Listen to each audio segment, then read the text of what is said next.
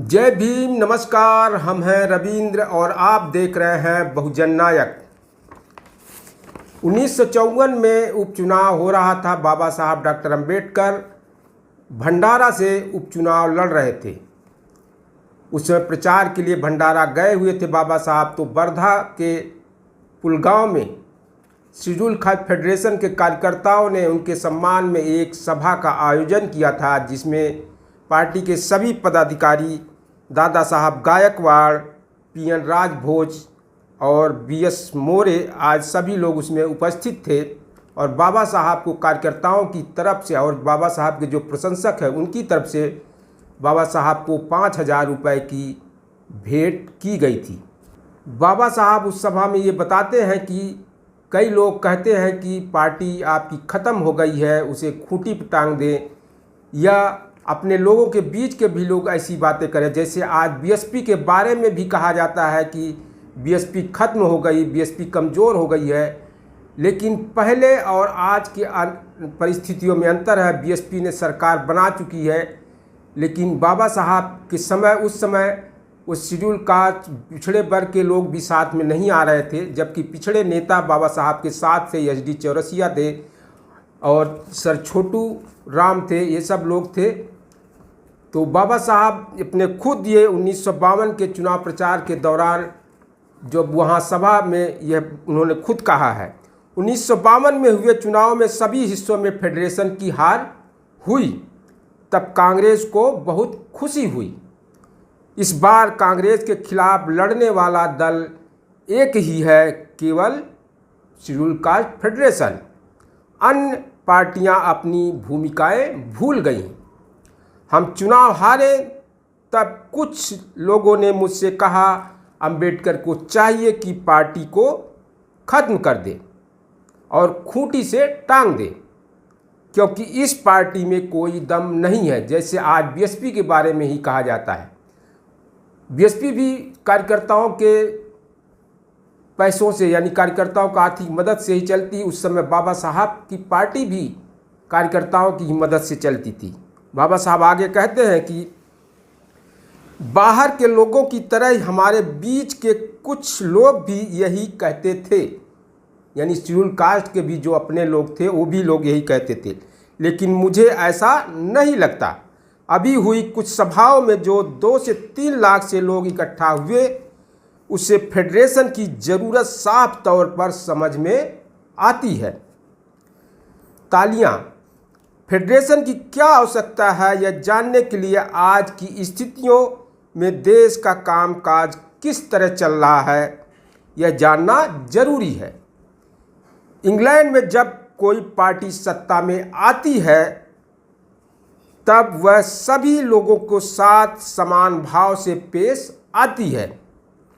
Conservative party अगर सत्ता में है तो लाइसेंस या ग्रांट देते हुए वह व्यक्ति किस पार्टी का है, इस बात पर अधिकारी वर्ग बिल्कुल गौर नहीं करता।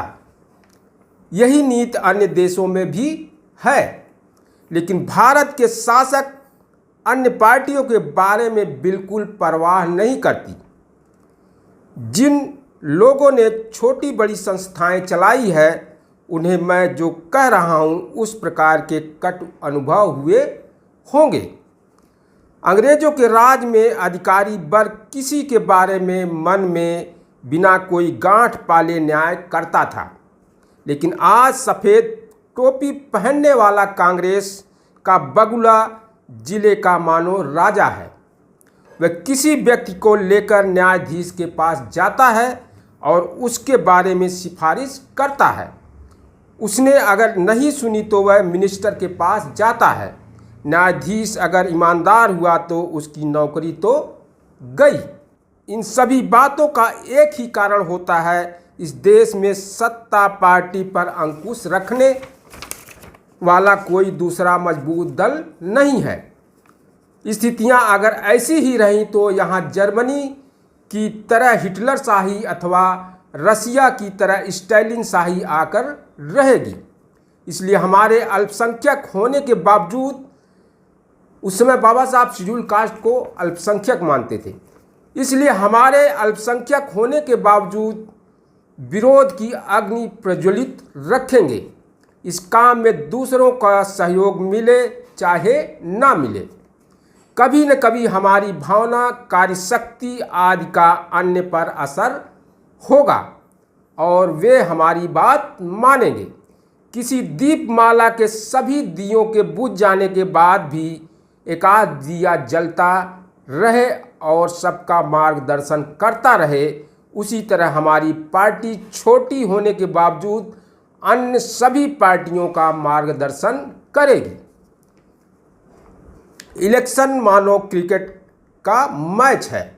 क्रिकेट में हमारी टीम कोने में चुपचाप नहीं बैठती।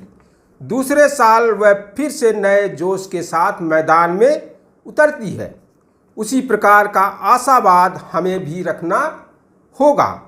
2 साल पहले लखनऊ में भाषण देते हुए मैंने कहा था, कांग्रेस जलता हुआ घर है।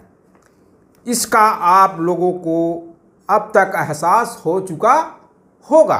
अब इस घर की छत बस नेहरू की रूप में बची है। कुछ ही दिनों में वह भी जल जाएगी। अपने पास आर्थिक बल नहीं है, केवल राजनीतिक सामर्थ्य है। किसी की शरण में जाना मनुष्य को शोभा नहीं देता। बुरे समय में भले मनुष्य किसी की शरण में जाए, लेकिन समय फिरते ही वह फिर से हाथ में तलवार लेकर वार करने के लिए खड़ा होता है। हमारा हाल 1952 के चुनावों की तरह फिर नहीं होगा। मनुष्य भले कितना भी दीर्घायु क्यों न हो, उसके ढलने के दिन कभी न कभी आते ही हैं, लेकिन उसके बाद हमारा उत्कर्ष ही होगा। इसलिए मैं हमेशा जोर देकर कहता हूं कि संगठन को मजबूत रखो।